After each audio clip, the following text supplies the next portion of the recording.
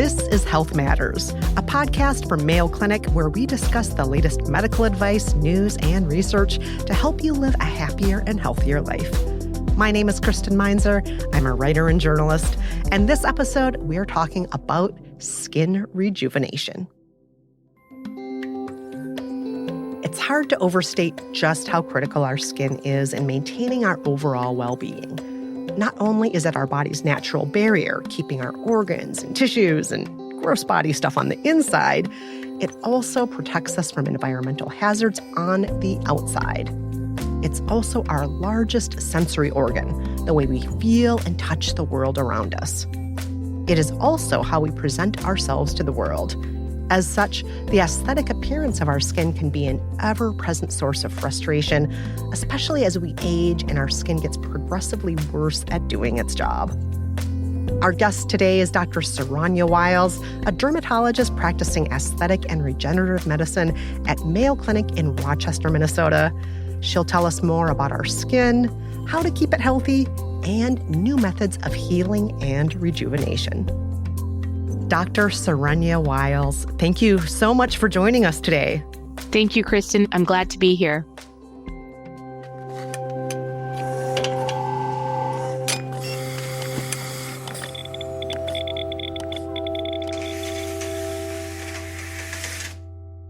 So, before we get to the big questions, can we just start off with one that might sound a little bit silly? What is skin? On the surface, we think we all know what it is, right? We see it in the mirror and we look down at our arms and hands and we, for the most part, most of us have skin. But what exactly is it and what purpose does it serve? So the skin is what we wear. It's our exterior protector. Our skin barrier helps us keep the internal organs and the external environment as two separate spaces. So that it's essentially a protective layer. But beyond that, it also serves so many different functions. So it actually serves as a secretory organ, meaning it helps secrete oils. It serves as an excretory organ, which means it's getting rid of toxins, like after a night out or if you've had some alcoholic beverages. It helps excrete those out by sweating. It also is a great absorptive organ, meaning it can help absorb things that we put on the skin. So it's very receptive to things like lotions and moisturizers that keep our skin barrier hydrated.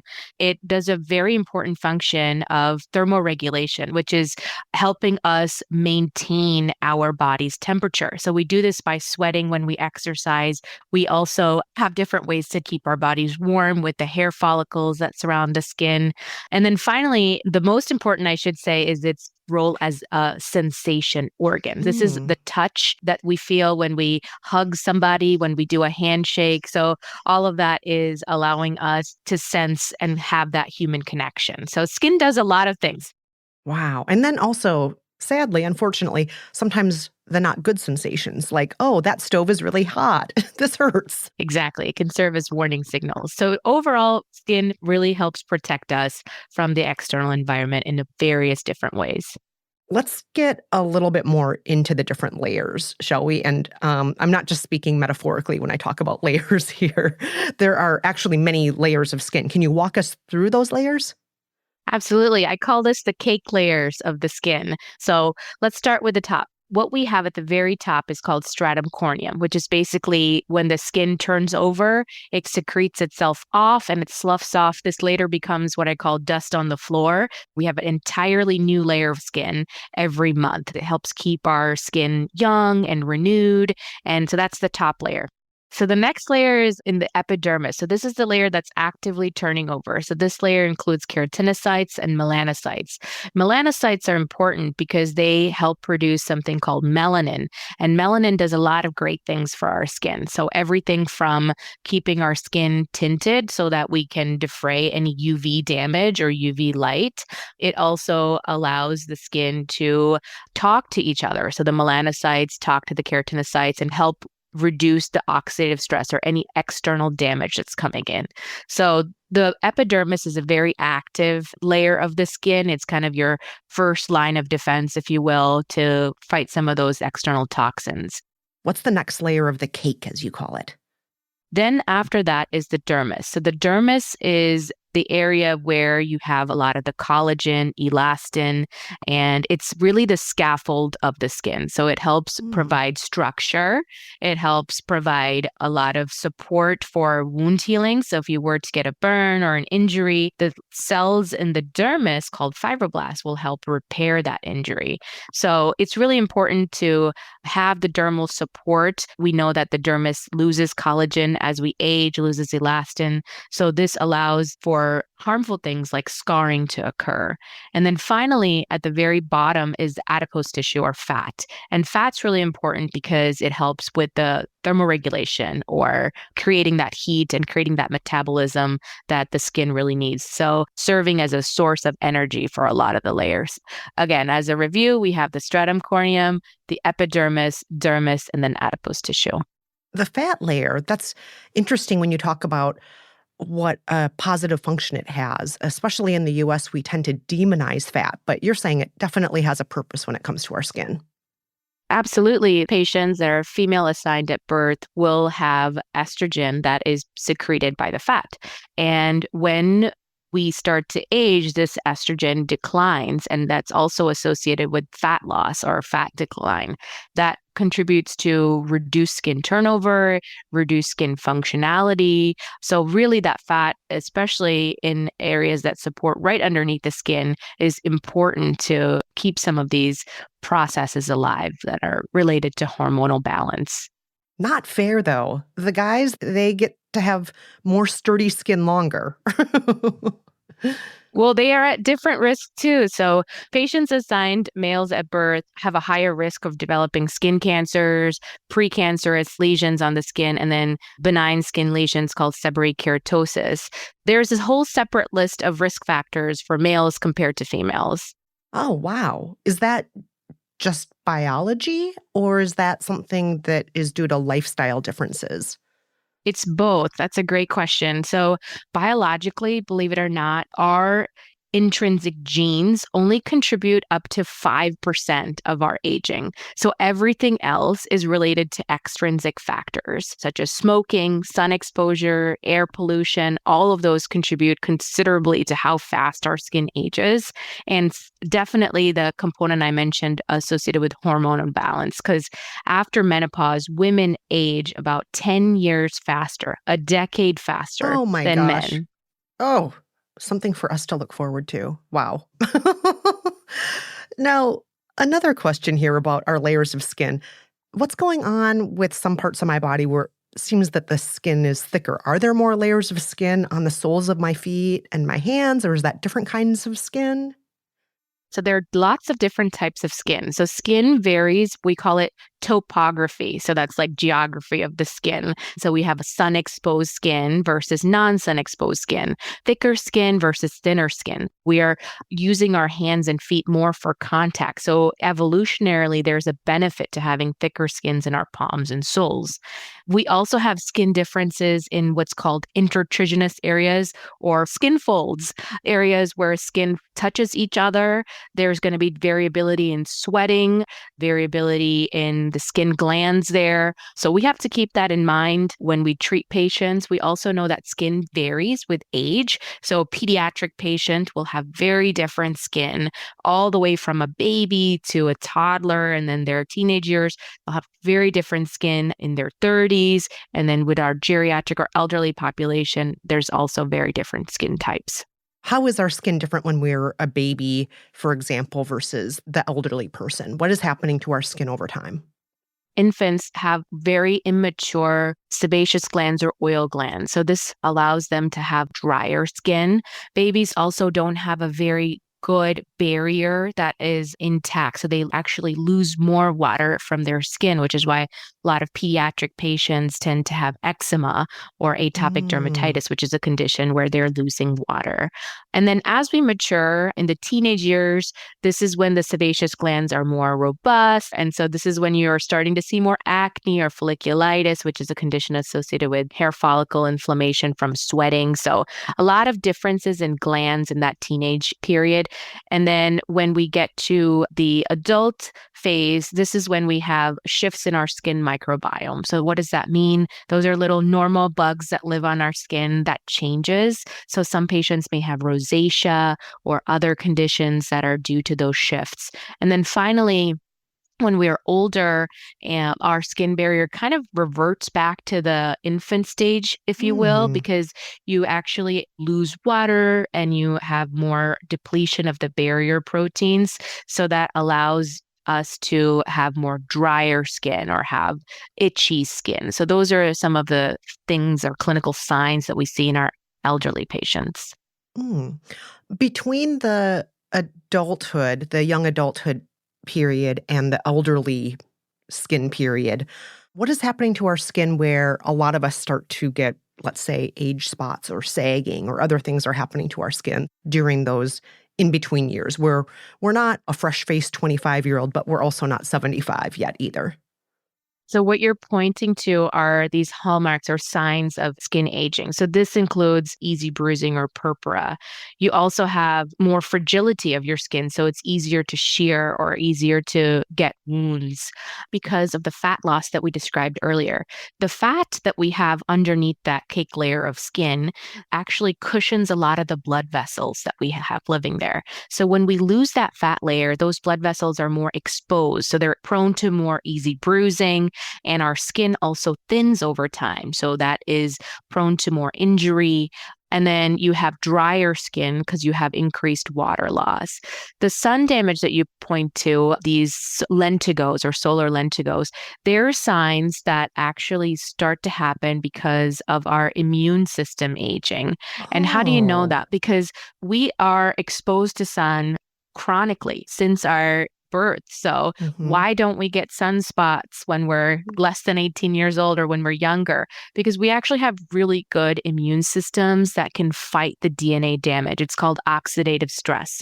So when the skin gets stressed with UV radiation, our immune system can come in and clear that DNA damage and can clear that haphazard pigment formation and can kind of reset itself. But after a certain age, some folks it's 30, some folks it's in their 40s, they start to notice these brown spots. And they say, I've never had this before. I haven't done anything that's different. It's actually a sign of immune system aging. So you just don't have that equipment to clear that damage as well.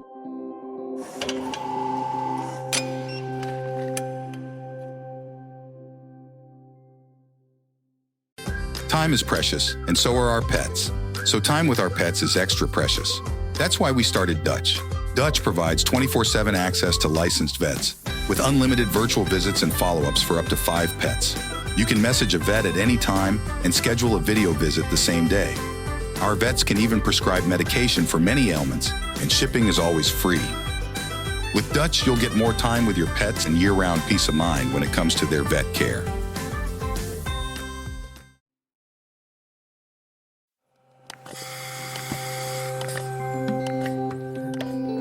So, skin, our largest organ, our fleshy protector. It's a multi layered defense system. Each layer has a function, whether it's maintaining moisture levels, offering physical and chemical protection, or hosting the nerve cells that allow us to physically interact with the world around us. As we age, our skin goes through drastic changes. From infancy through our teenage and adult years, and into old age, our skin is undergoing shifts in its composition and durability. By the time we're older adults, our skin will naturally become thinner, drier, and more frail, which makes it more prone to tearing or bruising. So, how does the aging of our skin impact its ability to act as that natural barrier? And what are some simple measures we can take to protect our skin so it can protect us in return?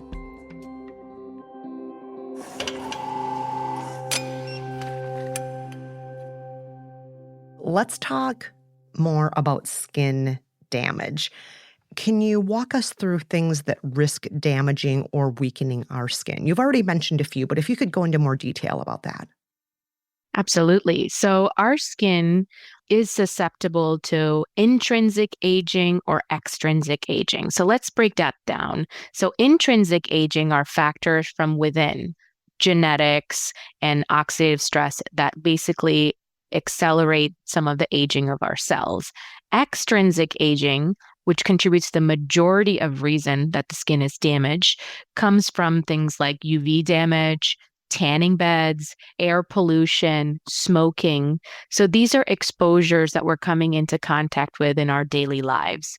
And when you say it's damaging the skin, what exactly is it doing? What is the sun doing to our skin, or what are those cigarettes doing to my skin? Yes. So what they do is they expose harmful toxins to the skin. So everything that is going from oxidative stress, which means it basically increases the level of stress that the skin is under, that the skin constantly has to repair and reduce that noise coming from outside, to damaging our DNA, to damaging our telomeres, which are at the ends of the DNA. So kind of speeding up some of these aging process in that way that can present as skin cancers, it can present as precancers, or it can even present as haphazard melanin, which basically means these sunspots or other changes that you're seeing, like wrinkling, early skin changes. So it really contributes to a lot of change at that molecular and cellular level. And one concept that I want to introduce here is the idea of cellular senescence. So what does that mean? So cellular senescence is cell aging. We've now done research to find that this is really the root cause of aging. So senescence is a state. It's called a cell cycle arrest. So a cell's going on, functioning normally, and all of a sudden it gets injured by a mutation, by a stress that's coming from external. And then it tries to repair itself, but it gets too much mutations. Then it goes into this arrest phase. It's almost like our body's ability to control damage. Like, you're not behaving normally, so I'm going to arrest you in that state. It's really a clever mechanism. It's evolutionarily conserved, and it really helps prevent skin cancers. But what happens is, if our immune system doesn't clear these senescent cells, or what we call zombie cells, then these zombie cells are constantly secreting negative factors. These negative factors go and break down your collagen, break down your elastin, reduce that melanin protection from the UV. So they're just this idea of the rotten apple spoils the cart. It continues to damage the surrounding environment. When you asked about what are the changes that you see from external damage, it's really contributing a lot to what we're now calling premature senescence. So prematurely going into this cell arrest state and creating havoc in the skin environment. Ooh, wow. Now, we've talked about the damage that we can get just by being alive, but then there are also people who are just born with weaker skin, or in some cases, maybe born with even missing patches of skin. What's going on there? Can you walk us through some of the conditions that people might just be born with? Yes, that's a great question. And that's because our immune system plays a very active role in making sure our skin barrier is healthy, is serving as a protective layer. There's a lot that can go wrong with immune system that causes autoimmune diseases. So certain autoimmune conditions like vitiligo, where you have patches of white pigmentation on the skin, is essentially your body's immune system kind of attacking these cells and getting them to be cleared. And so that's a missed signal to the body, and that's a change in the immune system that causes that. You can also have change in your genes. So certain patients may have conditions called epidermolysis bullosa, which is a rare condition, but they are more prone to wounds on their skin and more prone to skin cancers within these wounds. It's a very terrible condition, happens to our pediatric patients due to collagen 7 mutation. Everything from the immune system to genetics can govern what type of skin disease we can have. There's a lot of nutritional factors, metabolic factors, and other variables that can cause changes on the skin. So the skin's actually a great portal to looking at our overall health and overall aging. It gives us clues or cues that we can be aware of to be mindful of what's going on inside. And when I say that, I mean small things like leaky gut. So when we have leaky gut, low levels of inflammation in our body, that actually presents on the skin as eczema or atopic dermatitis. So there's a lot of cues that we can learn from just observing and evaluating the skin. Wow, that's incredible. I never realized that my skin's just trying to send the message. This is what's happening in your guts. Please pay attention. Or this is something that's happening in your immune system, right? Exactly, exactly. Mm. Now, a lot of what we've focused on so far, doctor, has been related to skin keeping us healthy or skin giving us signs of what's healthy or not healthy within us. But people often have issues with their skin, especially as their hormone balances shift, as you mentioned, as we age, or even as the result of injury or scarring and so on. And while these may not directly be related to physical health, they can still cause some psychological stress. This is very important to talk about as aesthetic medicine. So I practice aesthetic medicine, and we may not be life saving, but we are life changing because it really empowers our patients to be their true self. And so, what do I mean by that is oftentimes with different signs of external aging, whether it's wrinkling, whether it's pigmentation, whether it's volume loss, you look in the mirror and your internal self doesn't align with your external self. So you could say, I feel different than how I look. And that directly affects people's confidence. So I think these are really valid concerns and can empower people to do things that they've always wanted to do or just to try to align to what they want to see. You mentioned that the best thing we can do for our skin is to take care of it when we're younger. That ship may have sailed for some of us, but it's never too late to start. What are the ways we can protect our skin before it gets more damaged? Yes. So let's talk about the category of topicals. So there are a lot of actives that are out there, and I break it down to three actives that I do myself and I tell my patients to keep it very simple. So these are the three ingredients that you need to help you stick to a consistent skincare routine and to help you keep that skin barrier healthy. So first, you can start off with a cleanser. So it's really important to cleanse your skin with a gentle cleanser. Over the counter, there are various products out there that are gentle cleansers. You don't want it to necessarily foam. It doesn't need to foam, but it just needs to help take away that dirt or accumulation of pollutants that you can Mm. wear over the day. So a good cleanser is important. Second step of vitamin C. So there are a lot of different vitamin C options out there. It can range from anything from $20 to $200. And you don't necessarily need to go for the higher price point. What's more important is to make sure you replace your vitamin C every 3 months because it can expire. The vitamin C, when you take it out of the bottle, Mhm. it can oxidize and get this orange crusty color. So what's really important is that you wear the vitamin C on a consistent basis, twice a day, actually. It's not just for protection from the sun. It also helps, it serves as a cofactor for collagen building. So you can Oh. even wear it in the morning and at night. Just make sure to replace it every 3 months. And then the third ingredient, retinols are great. So even over the counter retinols have good evidence behind it. So you don't need a prescription strength retin-A to have these active benefits. Retinol has this ability to accelerate skin turnover. So that top layer of the skin, the epidermis, it speeds it up because as we age, we slow down that process. So instead of shedding the skin every month in a healthy way, we are now doing it a month and a half every 2 months. It is Mm. haphazard and it's not consistent. So retinol kind of is the reset button to help keep that skin renewing on a consistent basis. So you want that because then you can maintain your healthy skin barrier and it keeps your skin hydrated, also keeps your skin more youthful. You just want to make sure you're using your retinol at nighttime only because it can make you more sensitive to the sun. Retinols are also involved in collagen production, so it helps that dermis, the second layer too, maintain a healthy scaffold or a healthy structure.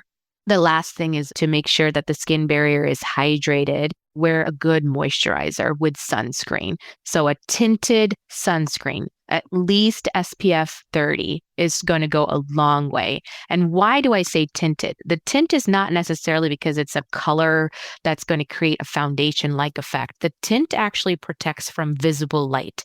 So we've learned Mm. more that actually room light, visible light, and now thank you to Zoom, all of the ring lights that everybody's using, that's actually emitting light rays that can damage the skin as well. So you want to be using a tinted sunscreen to help defray some of that damage coming from that. And making sure you reapply is another important factor. So make sure you use a tinted sunscreen and reapply at least twice a day over the course of the day. Hmm.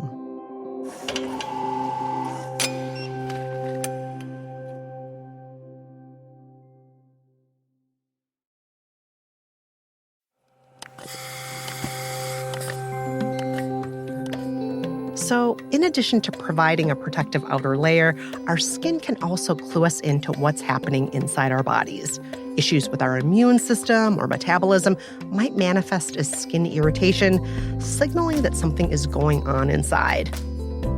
And since our skin is trying to protect us, it's only fair that we make sure to return the gesture. To keep that protective barrier healthy and effective, we should limit exposure to environmental factors that can damage the skin, like UV light, air pollution, and smoking. Our skin also deteriorates over time due to aging and our genetics.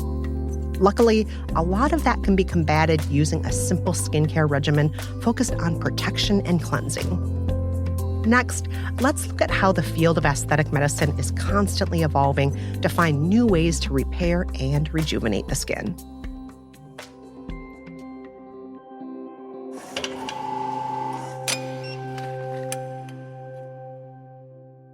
What about those of us who maybe already have some damaged or weakened skin? What options are there to help heal or rejuvenate our skin? I've heard people talk about things like lasers, injectables, or even 3D bioprinting.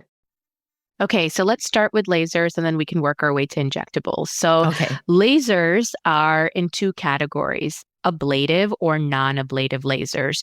We talked about the cake layer. Ablative lasers damage that top layer of the cake. So they create these micro channels or micro small injuries of heat to the skin. Why do we want that? Because the skin renews from damage. We need to create wound to create regeneration. So lasers actually create a very controlled thermal injury that allows the skin around it to start regenerating or healing and creating new skin that is healthier skin, has better collagen, better elastin, etc. So that's an ablative laser. Non-ablative lasers don't damage the skin layer directly, but they kind of resurface the skin on top, still creating levels of heat that allow the skin to turn over. So non-ablative lasers, one example would be erbium or thulium type of lasers, where they help rejuvenate the skin, remove pigment. And there's actually studies that have shown that it reduces skin cancer by 50% Oh by my doing these gosh. types of lasers. Exactly. Really? So they can have a huge impact. So it's not just aesthetics. Lasers can be for better health. Exactly. Yes. Precancerous damage, it can really help reduce that risk, keeping the skin healthy. And for all the different factors that I mentioned, your skin is not just its appearance, it actually is a protective barrier. It's a secretive organ, excretive organ. It helps regulate your temperature and helps you feel sensation. So to keep all those functions active, doing healthy skin habits will go a long way. Mm. Oh, that's great. And can you tell me a little bit more about injectables?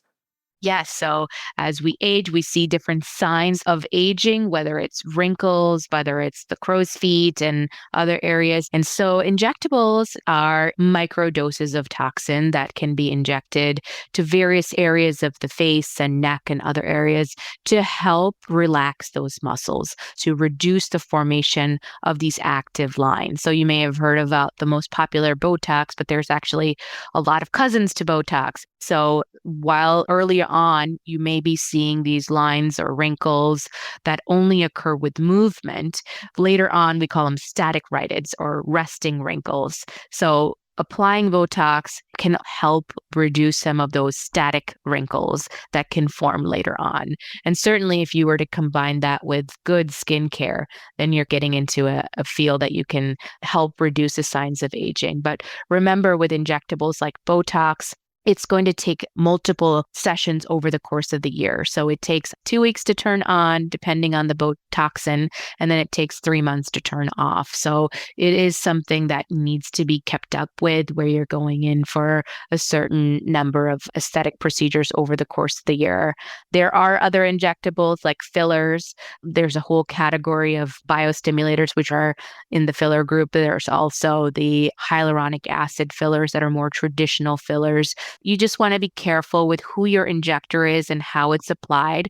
There's a lot of different anatomical considerations when you're injecting fillers because it can have certain complications associated with it. So you want to make sure you go to a board certified dermatologist or a provider that has experience with injecting fillers on a long-term basis to help get the results that you want and not distort the natural beauty that you are born with. Just a quick question. If you were giving a patient filler, would you be just trying to literally fill out their sagging or their wrinkles? Is that what you're doing, but filling it with hyaluronic acid or filling it with another substance? You're just literally filling in the empty space? Exactly. And then this is where art meets science, because the filler technology is like sculpting, or it's like clay that you've been given to recreate that empty space. But you want to be careful of where you put it, and it really varies on every patient.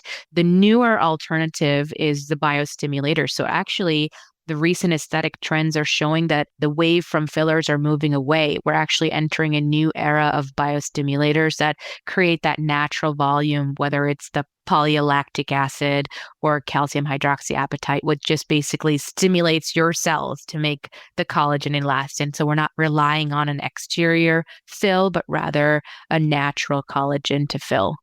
Oh, that sounds exciting, because then my own body is essentially taking care of the work for me, right?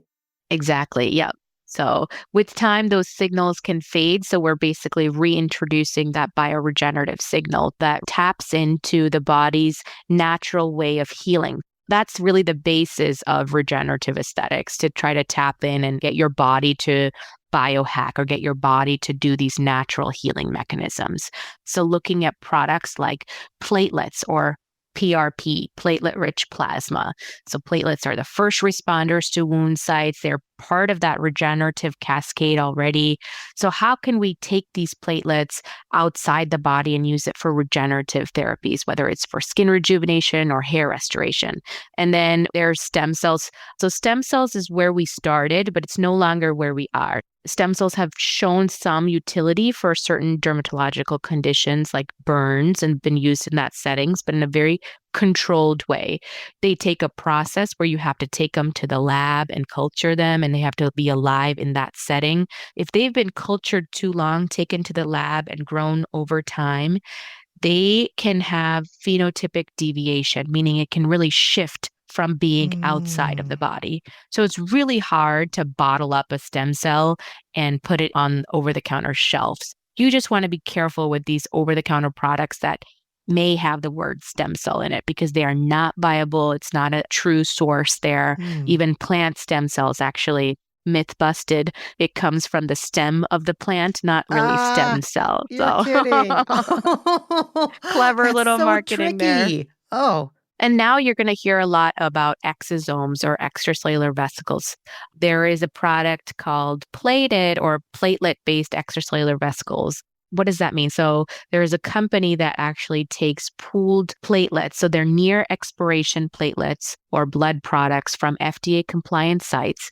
And then they are able to take out exosomes or extracellular vesicles away from the platelets itself. So it's not cells. You take the cells out. It's just the factors. It's like the messages that the platelets are secreting. It's how they talk to each other. But these messages are very powerful because they can have signals like regenerate, renew, and heal. And so we could take those messages and basically have them in a powder form that can be made into a skin therapeutic to help with wound healing and a lot of other conditions that we're working on right now at Mayo Clinic. So it's very exciting, new technology that is really revolutionizing how we address everything from age-related conditions to inflammatory conditions to systemic disease. Just be mindful that these can really vary. It's really new in its science and its technology. So we're still doing research to understand that more. And how long would I have to wait for regenerative treatments to actually start taking effect? Yes. So if it's a topical application of certain regenerative products out there, then we would be looking at anywhere from 6 to 12 weeks. That can be more immediate because it's creating a nice skin health change. These are things like skin glow, reduction in brown spots, all of those. But if we're talking about more structural change that's deeper within the skin, like nasolabial fold volume loss or temporal hollowing, then we need to do products like biostimulators that may take even up to 6 months or even 2 years to see that change. Because I always talk about it as two different signals. So we are giving positive signals to bioregenerate or biostimulate, but we also have the negative signals of aging and senescence that are occurring concurrently. So we're almost going against the grain there in terms of the aging signal. So it does take a little bit of time for the cells to create that youthful appearance. I got to be a downer here for a second. Since we're operating mostly in the US, how are these procedures viewed by the medical insurance industry? Is insurance going to cover any of these treatments or procedures that you've mentioned today? That would be the goal one day, but not today. So, unfortunately, insurance does not cover any of the procedures that I've talked about today. We are working towards getting insurance coverage, and a lot of that also takes FDA approval. So, some of the work that I've talked about today are in the preclinical or clinical testing setting. So, we're waiting for FDA approval for the right indication. A lot of things in aesthetics we do are done as an off label use. So, for insurance coverage, a lot of it needs to be on label too. So these are things that we're working on, especially in dermatology, for finding things like non-ablative laser can help reduce skin cancer. Mhm. We would love to have insurance to cover that, but we're not quite there yet. All right. Looking to the future of science for a second, what about 3D bioprinting? Is that real? Where is the research currently? And what are some of the use cases?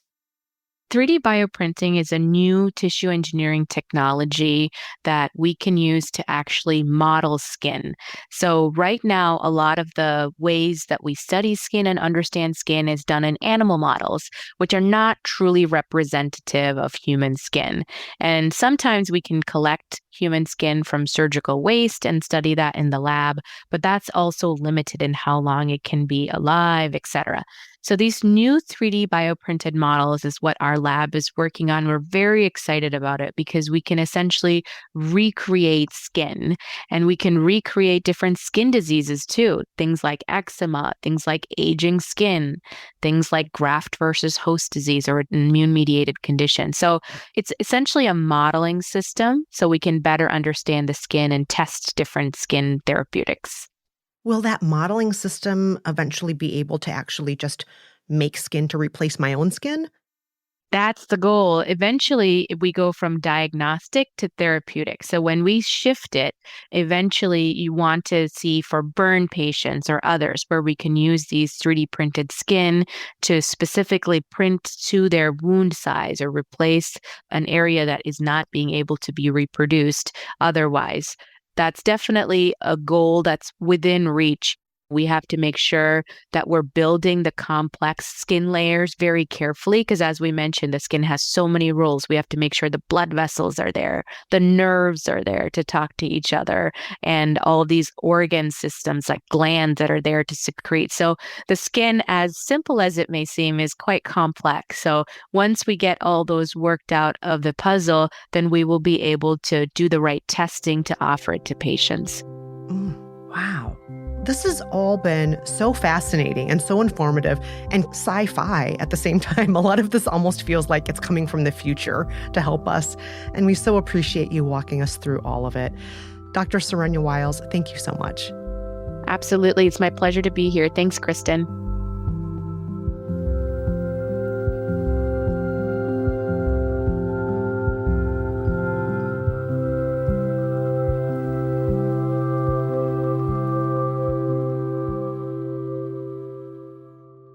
If you find yourself stuck in front of the mirror, frustrated with the way your skin is behaving, try to remember that bumps, wrinkles, and discoloration are sometimes the inevitable results of the hard work our skin performs as our protective barrier. There are also some exciting new treatment options available and in development that can help our skin maintain the structure and strength to keep up the fight. Those treatments include platelet-rich plasma, extracellular vesicles, and 3D bioprinting. However, the best thing you can do for your skin is to care for and protect it now, so it can continue to care for you long into the future.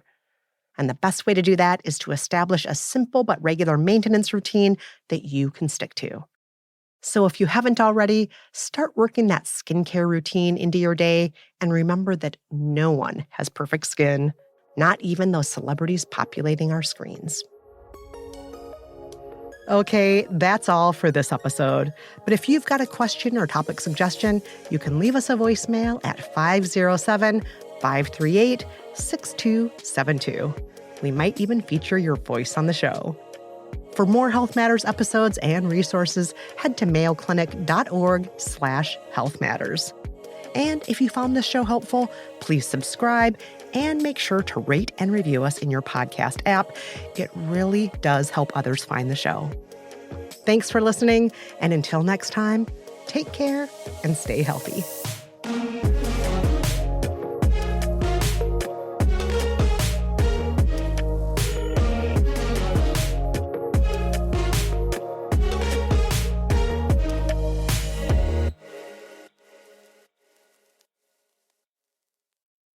This podcast is for informational purposes only and should not be relied upon as medical or legal advice. Always consult with a qualified healthcare provider for any medical questions. The appearance of any guest does not imply an endorsement of them, their employer, or any entity they represent. The views and opinions are those of the speakers and do not necessarily reflect the views of Mayo Clinic. Reference to any product, service, or entity does not constitute an endorsement of or recommendation by Mayo Clinic. Time is precious, and so are our pets. So time with our pets is extra precious. That's why we started Dutch. Dutch provides 24/7 access to licensed vets, with unlimited virtual visits and follow-ups for up to 5 pets. You can message a vet at any time and schedule a video visit the same day. Our vets can even prescribe medication for many ailments, and shipping is always free. With Dutch, you'll get more time with your pets and year-round peace of mind when it comes to their vet care.